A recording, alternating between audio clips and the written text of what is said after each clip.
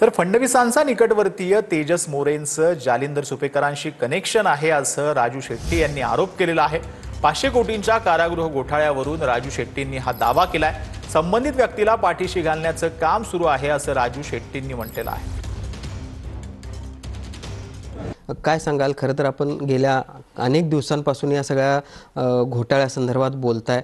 सुपेकर असतील किंवा अमिताभ गुप्ता असतील यांच्यावर आरोप करताय, मात्र कारवाई होत नाही। काय नक्की घडतं? जेलमध्ये ज्या वेगवेगळ्या वस्तू खरेदी केल्या जातात त्याच्यामध्ये एका वर्षात 500 कोटीहून अधिक मोठा घोटाळा झाला हे उघड केलं आहे।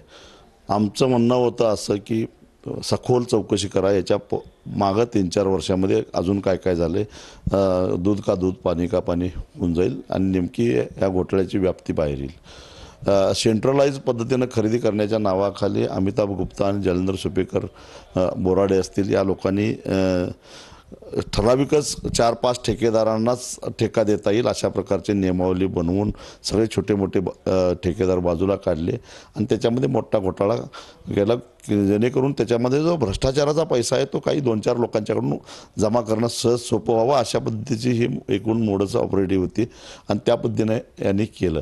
तेजस मोरेचं अशा पद्धतीनं मुख्यमंत्र्यांच्या गृहमंत्र्यांच्या आसपास असणं, त्यानंतर सचिवांनी तुम्हाला वरिष्ठ निर्णय घेतील म्हणून सांगणं, ही कडी कशी म्हणाय? याचाच अर्थ तेजस मोरे आणि याच्यासारखे जे काही मध्ये जे लोक आहेत, एक तर ते कुणासाठी तरी काम करत असावेत किंवा त्यांना सरकार घाबरत असावं, त्यांच्याकडे काहीतरी सरकारची गुपित असावीत।